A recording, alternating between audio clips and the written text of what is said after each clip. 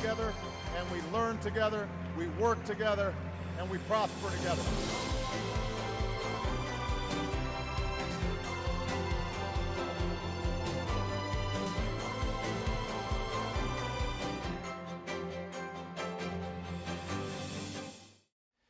Welcome to today's program on a great aspect of the college life in America, sports. Today we're going to discuss not only opportunities for talented athletes to bring their skills to the United States, but also how sports on campus can enrich the experience of international students as well as their teammates and fellow students. Today we have truly a world-class panel for discussing the student-athlete experience, as well as the endless possibilities that can come from playing college sports here in the U.S. First off, let me introduce myself. I'm Morgan O'Brien. Happy St. Patrick's Day to everybody out there. I was a college athlete, and I currently work to bring people together around the world through the unifying power of sports here as a Cultural Affairs Officer with Sports United, which is a U.S. Department of State program. Joining me to help answer your questions are two current student athletes, Teodora Radosavljevic, who's originally from Serbia and plays tennis at George Washington University. Also with us today and available to personally interact with you both in English and Portuguese is Francisco, who also plays tennis at George Washington. You can enter the chat space and ask Francisco about his experiences as an international student athlete since coming from Portugal 3 years ago. So please feel free to ask any of our panelists questions through the chat space or via Twitter using the hashtag #StudyInTheUSA. I'll be directing not only your online questions, but also those from our viewing group in Johannesburg, South Africa. Welcome, Johannesburg. Finally, we're privileged to be joined remotely by a global giant, not only on the basketball court, but also as a philanthropist who exemplifies the limitless possibilities that come from being an international student athlete, Dikembe Mutombo. Born in the Democratic Republic of the Congo, Dikembe arrived in the United States in 1987 on an academic scholarship to attend Georgetown, Washington, here in Washington. In his second year at Georgetown, Coach John Thompson invited the 218-centimeter Mutombo to try out for the university's renowned basketball team. After joining and excelling with the team, Mutombo graduated from Georgetown with dual degrees in linguistics and diplomacy. He's fluent in 9 languages, Mbote, including 5 African languages. He played professional basketball for 18 years before retiring in 2009. Helping others has always been important to Mutombo, who visited the Somali refugee camps in northern Kenya in 1993, and also traveled alongside fellow Georgetown and NBA stars to Cape Town and Johannesburg. In 2009, Mutombo was named the first NBA Global Ambassador. He now travels throughout the world to grow and celebrate the game of basketball, and was recently nominated to be a member of the Naismith Hall of Fame. We'll find that out next month. He's the chairman and president of the Dikembe Mutombo Foundation, which strives to improve the health, education, and quality of life for the people in the Democratic Republic of the Congo. Welcome, Dikembe. You continue on quite the journey.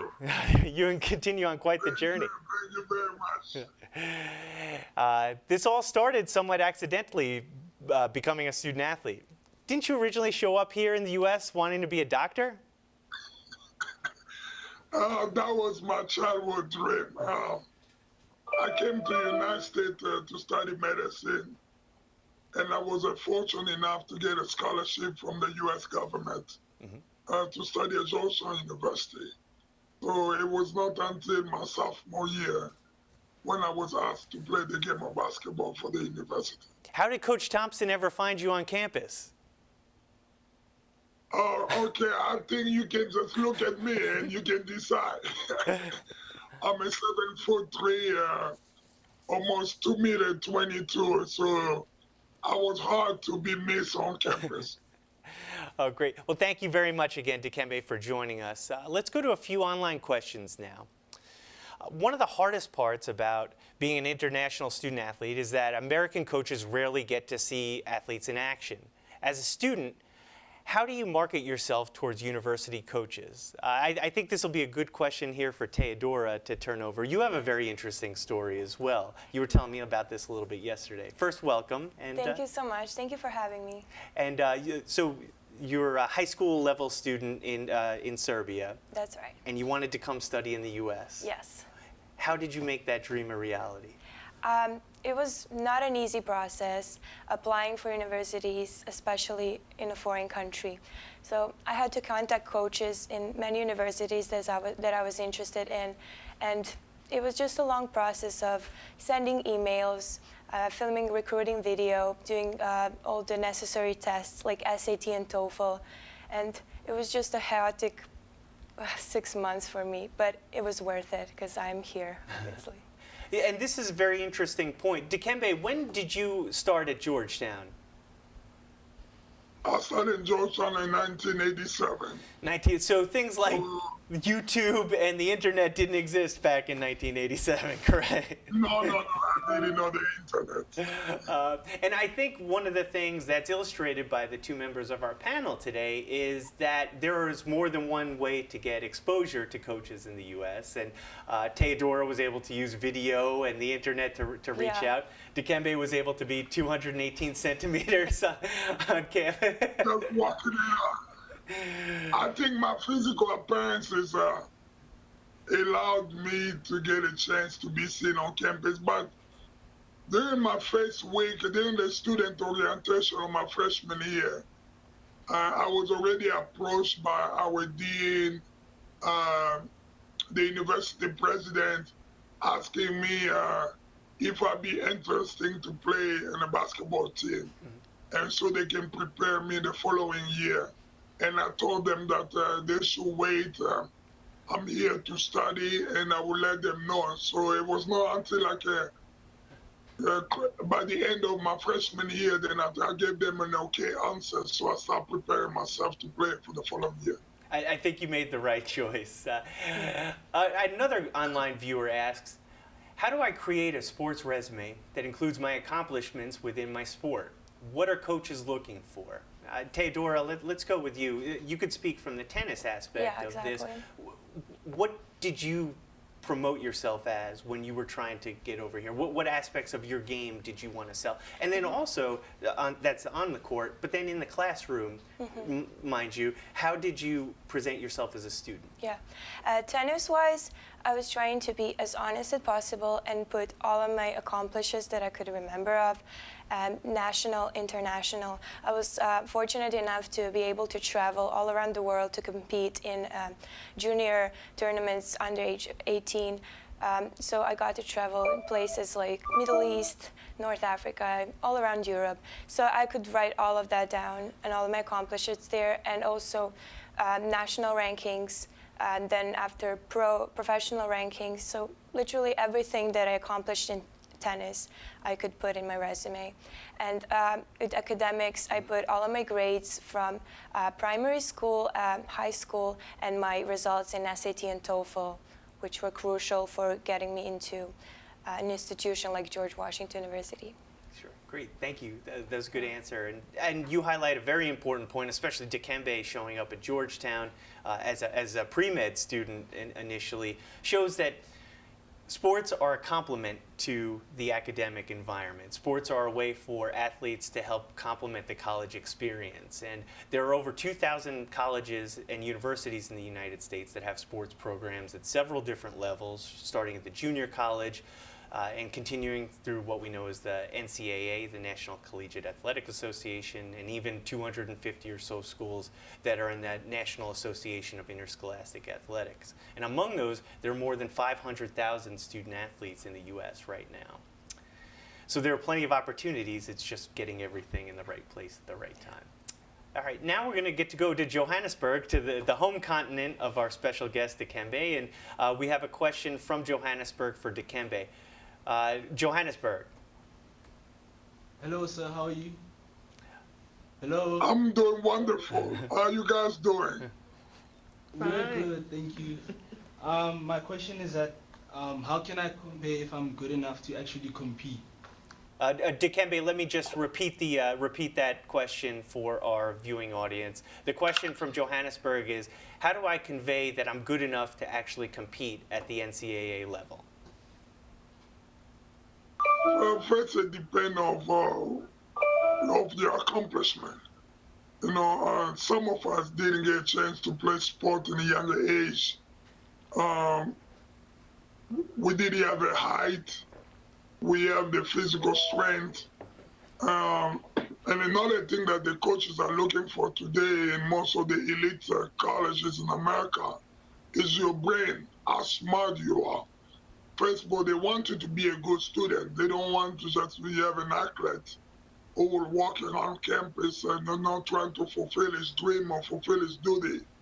And those are the things that we are seeing right now. Everybody have a dream to play in the NBA. Every kids I know in Africa who playing basketball today would love to play in the NBA, but you need to try to play maybe in your high school level or show up in a basketball without border, which take place in South Africa every year. I come there myself every year. So we recruit the best basketball player in the continent, and we give them a chance to be exposed to all of the American coaches. And then they get select which one they want to pick. Yeah, Dikembe, that's great. You bring up a lot of good points there about how and this is a constant theme that we're going to go over today. It's just as important on the court as in the classroom.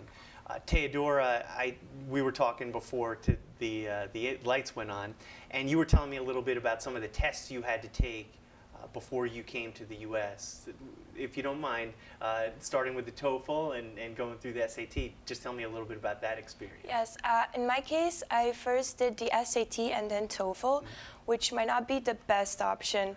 I think TOEFL is a little bit easier for international students because it contains less of those highly academic words, and it tests speaking and listening as well. However, SAT includes math and difficult reading tasks. So I believe that the key is starting to prepare as early as possible, maybe even 2 years in advance, because no matter how much time you have, you can never learn enough SAT words. Even the native English speakers have struggled with them.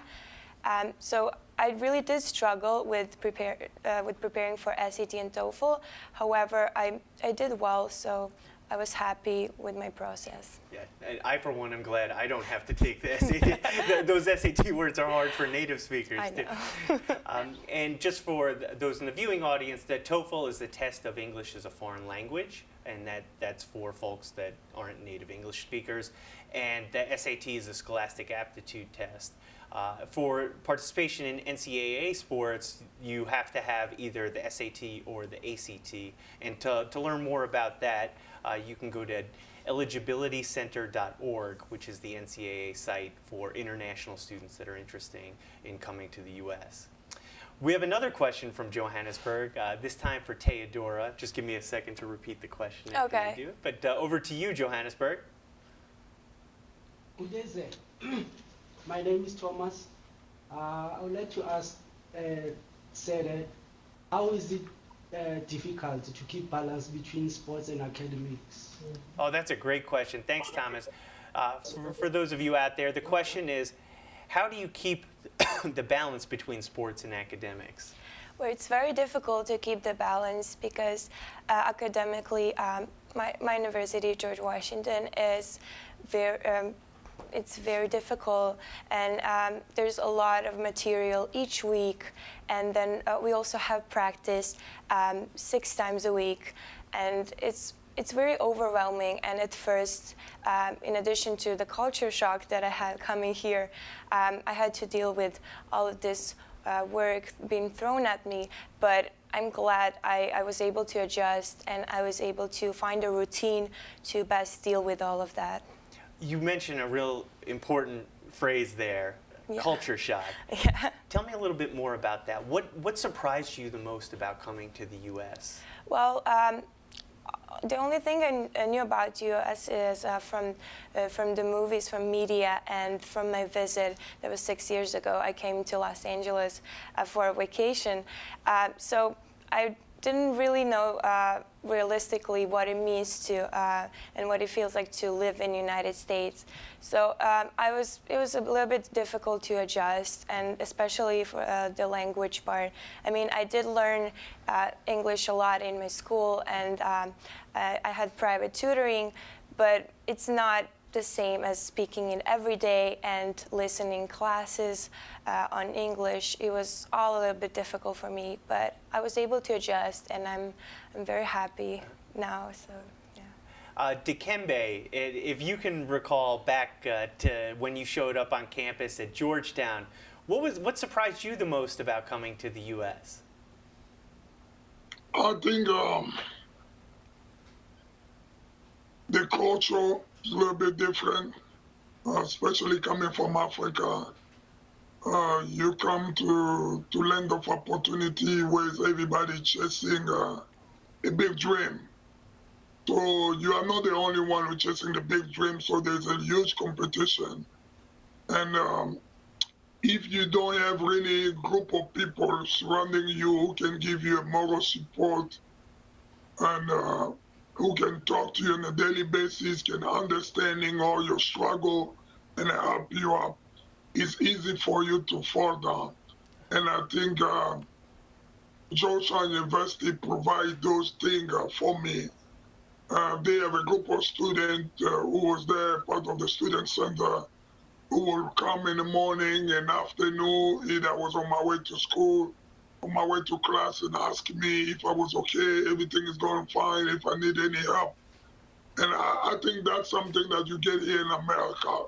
There's always a help, but And this might be we were not prepared for that. This might be something where the internet has made a huge difference. I imagine you're able to call home virtually whenever you want, right? Yeah, I'm very fortunate to live in the era of internet, of Skype, of all these endless opportunities to be able to contact my parents, my friends, to share my story on social media.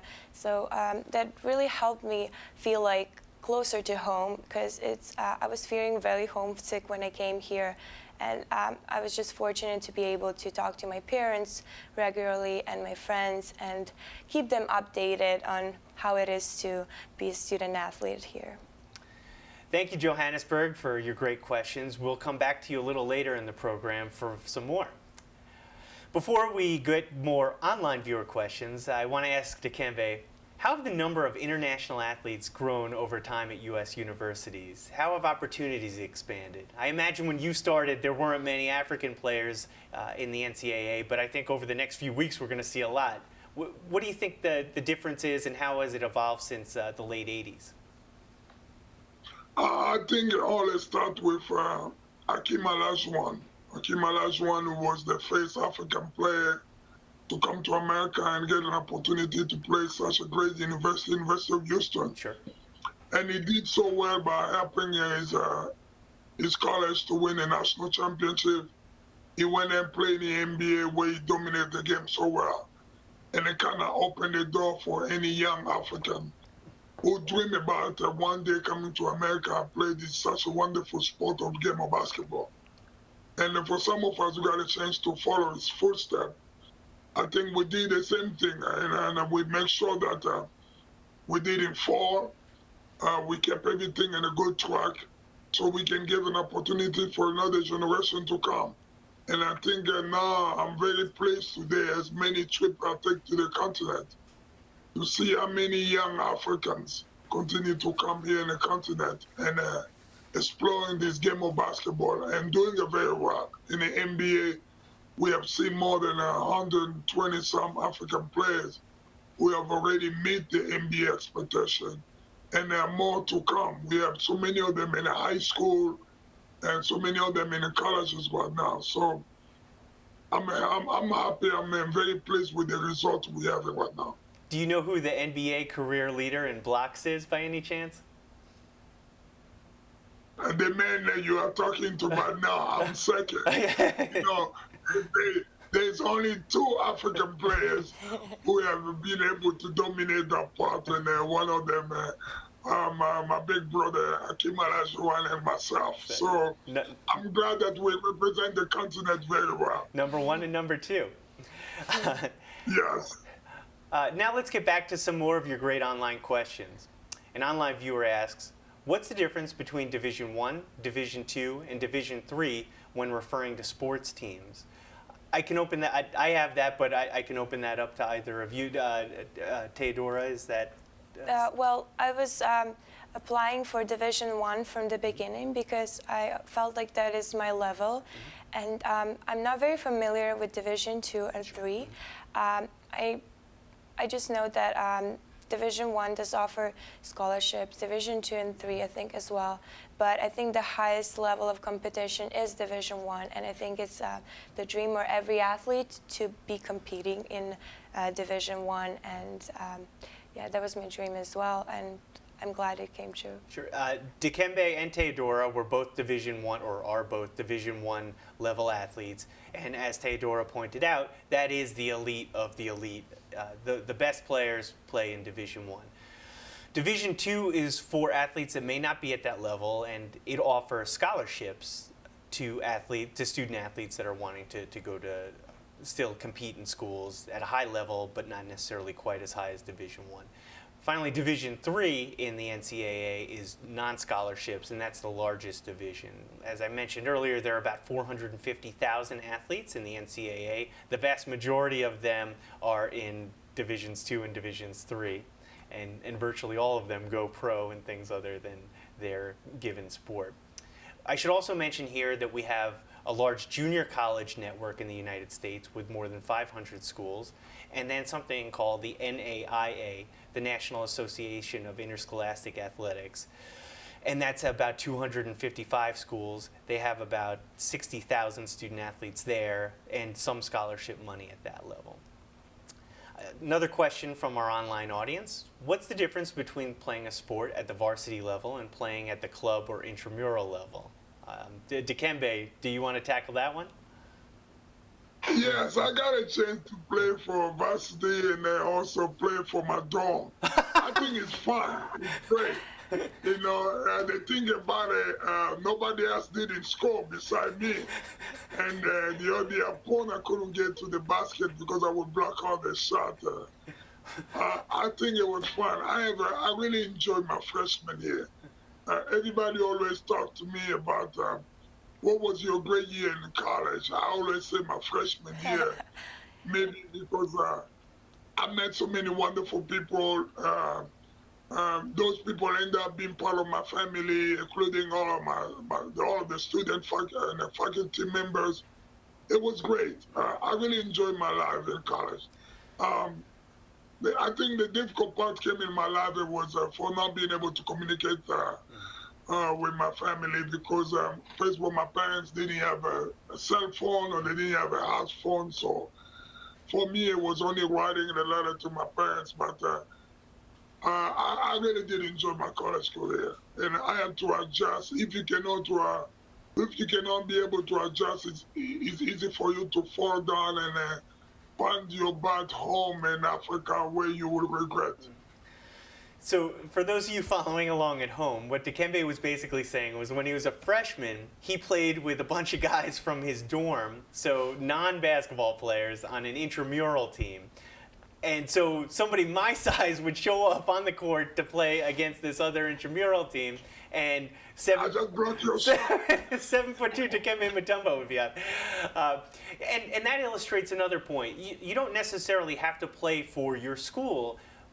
Across American education, we view sports as a complement. It's something that helps make you a more complete person, and universities foster this in a lot of ways. I know that soccer is the most popular sport around the planet, and I'm certain that many of the folks that are tuning in today love playing soccer. There are countless opportunities for you to play, whether it's at the Division I level in the NCAA, like Dikembe and Theodora, or at the dorm level with some of your teammates. And who knows, maybe one day you play in an intramural event and you get to encounter one of the greatest shot blockers in the history of the NBA. We're having this program on the same day that the biggest annual collegiate sporting event starts. Every year, both men's and women's university basketball teams participate in a huge tournament that is now 68 teams large, competing for the National Basketball Championship. They call it March Madness, and I don't think there's anything like it in the world. In fact, this year there are over 100 men's basketball players from outside the U.S. playing in the tournament. Dikembe, you've participated in this event. Can you explain it a little to our audience? I think it's one of the greatest event in college history. You know, you dream about it. You dream about playing in college, and you dream about playing for your team. Maybe get a chance, an opportunity to take your team in the big dance. And we are about to approach the big dance now. The music is playing. Now we're going to see who's going to enter the dance floor and you want to dance and how long you're going to stay there dancing. It's a great competition. It's a great time. I think more people in America spend their time and follow to the television than anything else during the March Madness. This is truly a larger-than-life sporting event, and it's estimated to generate millions, if not billions, in revenue. In fact, workplaces in the U.S. lose productivity during the tournament because so many people can't stop themselves from watching. Actually, the first game starts today. I have to get out of here. Dikembe, before we go on, do you care to hazard a guess as to who's going to win this year's March Madness? You know, I have to cheer for my university, Georgetown University. I know that we did get a chance to make to the semifinal in the biggest tournament, but we found out about our mistake for not getting to the final. But I think this week we got a great shot to go to the Sweet 16, and why not the Final Four? Why not? Now, Theodora, unfortunately, GW didn't make it to the big dance this year. But do you follow basketball at all, or is there any team that you would like to see do well? Well, I don't really follow basketball that much, and I started following when I got here. I watched all of the home GW games that were there, so I really like watching it now, and I'm starting to understand the rules a little bit better. But yeah, I'm like, That's an interesting point, though. School spirit isn't necessarily something that you would see in Serbia. Yeah. Maybe you can describe a little bit your experience going to an event and getting dressed up and what it's like to go to a basketball game in the U.S. Yeah, especially the games at GW really made me be a proud colonial. And it's something I've never experienced so far. The Smith Center, our venue, basketball venue, is always full when there's a home match, and everyone's cheering. A GW anthem is on every now and then, and everyone is just so involved, and you can feel that positive energy coming from every single student. And we have a sense of community, and we feel like we support our team the best possible way, and it's an amazing feeling being a part of that. We have some great questions coming in, and please keep them coming in the chat space by using the hashtag #StudyInTheUSA on Twitter. And just to remind you, Francisco, a current international student athlete studying here at GW with Theodora, is in the chat space, and he's there to help answer your questions bilingually, both in English and Portuguese. And now, let's go back to our viewing party in Johannesburg for a few more questions. Johannesburg, do you have a question? Do I need a recruiting highlight video or full game video? The question from Johannesburg is, do I need a recruiting highlight video or a recruiting full game video? Theodora, you had a recent experience with this. Do you have any recommendations? Well, I hired a person to shoot my video during practice, and I practiced for around 2 hours, and I edited the video myself, and I wanted to make it as realistic as possible. So I put, of course, the highlights, the good points that I played, but as well the not very good points, just to balance it. And I feel like if you have a video of your game, it's good to post it, but unfortunately I did not have at the time, so I had to work with what I have, so I should have a recording video. Thank you again, Johannesburg. Let's get some more online questions. As an international student, in what year of high school should I start to apply to universities? Dikembe, let's turn this over to you. When do you think would be a good time for a student to start at applying to universities? I think by 10th grade. Because there's so much you want to learn about the American system, the American culture, the American politics, the American university, learn about the institution that you feel like you want to be in. So you need at least about 2 years to prepare yourself and to prepare the family as well.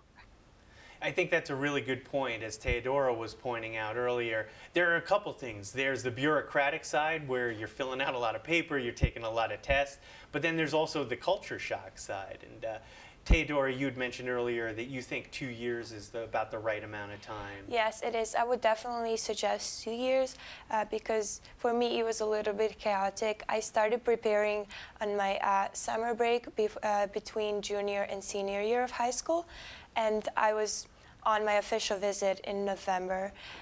So I think it was a little bit intense. So I would suggest contacting the coaches 2 years before graduating, I would suggest, and just doing all the necessary work on time, recording videos, all the mandatory tests, and just competing and building a resume, like building yourself, everything. One of the bureaucratic aspects I was talking about is the NCAA clearinghouse, and this leads us to the next question. What is the eligibility governing body, and why do international student athletes have to register with them? As I mentioned earlier, you want to go to eligibilitycenter.org, and we'll get that up in the chat space as a site to give you more details on how you get eligible through the NCAA. And it's not just unique to international students. The eligibility is across the board. American students have to do this also. There are minimum standards that all student athletes have to pass in their SAT test or ACT exam, their high school transcripts. And for more details on that, we direct you to the NCAA site to give you the specific breakdown. And that goes, again, for both international and domestic students. The next question is, I'm interested in athletic scholarships or funding opportunities. Can you tell me more about how funding opportunities work? Teodoro, we'll go to you first. I feel like it's difficult to get an athletic scholarship.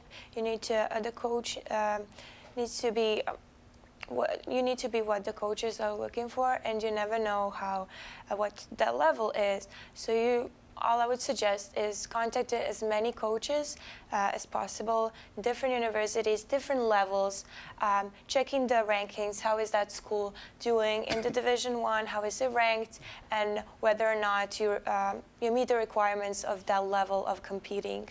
So I would suggest that. Actually, very few athletes come to the U.S. on athletic scholarships, and this is why I'm thankful, for one of the many reasons I'm thankful that we have Dikembe here. Colleges and universities exist for academics first, and Dikembe actually showed up on an academic scholarship. And maybe, Dikembe, you can tell us a little bit more about your experience as a student first coming here. For me, since I was in 3rd grade, I was like 9 years old. I dream about going to America. I dream about becoming a doctor.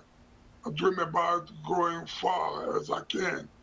So I have this talk with my parents as a child. And as I was growing up, when I got to 9th grade, I excelled in math and science in middle school.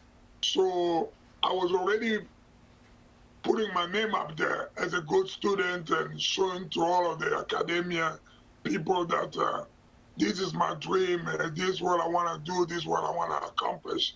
And that's something that I take as a message every time I go to the continent. I want to encourage so many young girls and boys in the continent that you still have to study. You still have to dream about becoming somebody one day.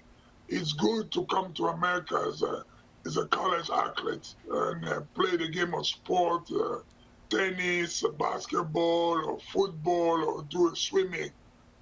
What happened when you're in your sophomore year and you tore your ligament in your knees, or you go in and they find out that you have some heart problem or something, but they want you to continue to study, but you cannot study because your brain cannot generate all the information that is coming to you. It's just waste of time. So I want all the young people who are following us today to make sure that even though you want to play sport, your academy plan in life should be first. even though you end up graduating from college, what are you going to do next if you were not a good student in the classroom? So your life will mean nothing, because we have the same problem here in America. We have so many guys who are from the United States who didn't take the academy level seriously, and they just focus on the sport. After sport, they are going to becoming nobody. So we need to learn our lesson from the past. Yeah, thank you, Dikembe. That's a very powerful message. Our next online question, should candidates contact coaches directly? Theodora, we'll turn this over to you first. Well, I contacted all of the coaches through email, and further on, as we started exchanging emails, I contacted them on Skype and social media. So I believe if you have an opportunity to actually visit all the universities and see coaches in person, I would suggest that. But if you're not fortunate, as I wasn't, if you're living far away, then emails would be the best option. That's great. In Dikembe's case, the coach actually contacted you directly, right, Dikembe?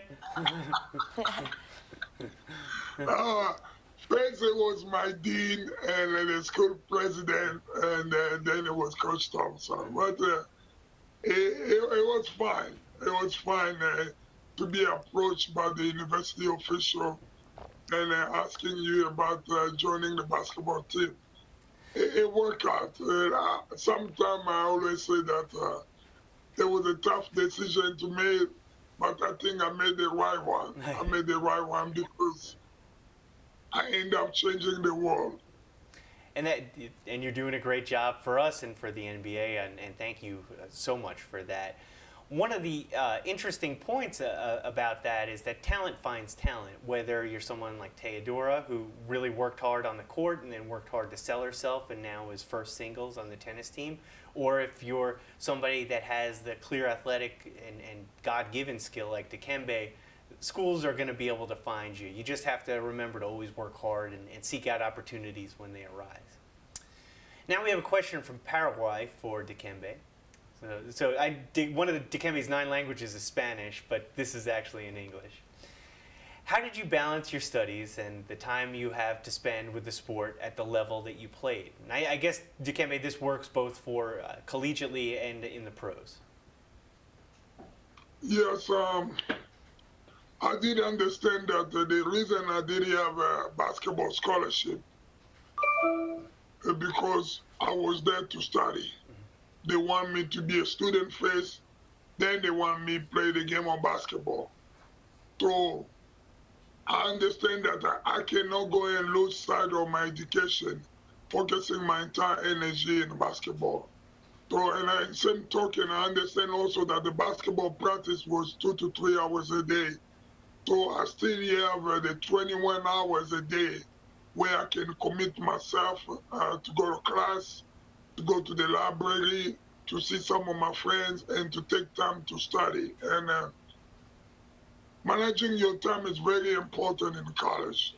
If you cannot manage your time, it's easy for you to fail. Thank you, Dikembe. Let's go back to Johannesburg now for a few more questions.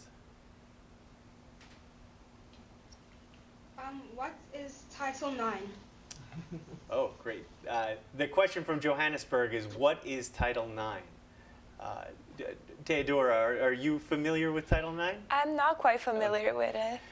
Sorry for putting you on the spot there. Title IX was first, it's a U.S. law that came out of 1972, and it was an amendment to the 1965 Higher Education Act here in the U.S.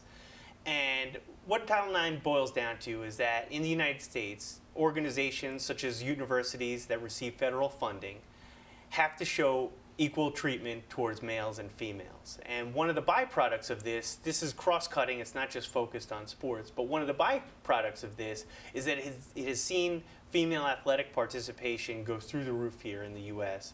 over the last 40 or so years, where sports opportunities for women were so limited in the 60s and 70s. They've become, actually, there are more NCAA championships in women's sports than in men's sports at this point. And this has been important on a number of levels. It's created more jobs for females. It's given female athletes an opportunity to gain the benefits of playing sports: health, leadership, teamwork, the value of hard work. So whether or not you realize it, Theodora, this is a great American law that has been a fantastic benefit to you and all of your teammates, regardless of where they're from. Title IX, I hope you can tell, is something that we're very proud of here in the United States. It's been a fantastic success on a number of levels, and it's something that in my day job working on sports diplomacy is something that we try to weave into virtually every sports diplomacy program that we do around the world. Is there another question from Johannesburg? Yes. I wanted to ask, like, is it possible for you to like renew your scholarship every year? Because I know with academics, some colleges do that. So is it also like that with sports? The question from Johannesburg is whether it's possible to renew your scholarship every year. And I'll tackle this one. Scholarships are a one-year renewable deal between the athlete and the university. It's up to you and your coach whether or not you get that scholarship renewed every year. And it's typically a 4 or 5 year process in the U.S. Typically it takes about 4 years to get a college degree, but sometimes you can add a 5th year and do what's called a redshirt year. And often you see that if you're a world-class athlete that's looking to compete in the Olympics, next year might be a year that you take your red shirt and not compete for your school, but still stay enrolled in the school. It's also something you see for younger students that may not be quite physically mature enough yet to compete at the level that a college football team or a college wrestling team needs. And freshmen often take the redshirt year as their first year and then finish 4 more years in the collegiate setting. Johannesburg, do you have one more question for us? Are there age limitations? Great question. From Johannesburg, that was, are there age limitations? And no, there aren't age limitations. Now, it might be tough to be a 70-year-old person playing basketball against a 22-year-old Dikembe Mutombo. I wouldn't suggest that, and I'm sure your doctor wouldn't suggest that. But there are no age limitations. They're just the things that we talked about earlier, the NCAA clearinghouse eligibility, making sure that you pass your exams like the SAT, the TOEFL, and the ACT. Which reminds me of one other point I wanted to bring up today, too, about the bureaucratic process of coming to study in the U.S. Just because you get accepted into a school and you have a guaranteed scholarship here doesn't mean that you have everything that you need. Coming to study in the U.S., and the reason why we're here today, you require a visa, a student visa. And I should mention that we have a visa expert with us in the chat space. So if you have specific questions, you can use the chat space now, or you can learn more by going to travel.state.gov, G-O-V, travel.state.gov. Okay, I think we have time for some more online questions. Going back to the different divisions within the NCAA, one of our online viewers asks if it's possible for students to advance to different divisions, or are students directed straight to a certain division before college? Theodora, do you want to tackle this? Well, I feel if a student believes that he or she progressed a lot while studying in sports, I feel like they can apply or transfer to a higher division. That's my thought. Yeah, there are certainly possibilities. Now, a lot of great schools are Division III schools that don't have scholarships. But if you find yourself doing well at a Division III school, there's always an opportunity for you to possibly go to a higher level division. Typically, you start and finish at the same college. There isn't much interdivision transferring, but there's nothing precluding you from doing this. We have a question for Dikembe now. Dikembe, are you mentoring kids that would like to follow in your footsteps? And how can this viewer get such type of mentoring and help? Is there a way to reach you if you're a young African student that wants to be the next Hakeem Olajuwon or Dikembe Mutombo? I'm very reachable. Either you can reach me to my Twitter, which is just official Mutombo. So I'm very reachable worldwide. And I'm always on the continent. I go to the continent for 3 to 5 times a year. I travel many countries, especially in South Africa, where I'm there almost twice a year in a different city, mentoring young people, talking to them the value of education, talking to them about the game of basketball. So there's so many ways that our young people can do uh, to go into becoming like Dikembe Mutombo. Yeah, all it takes is practice. Yeah. And You know, you have to practice very hard.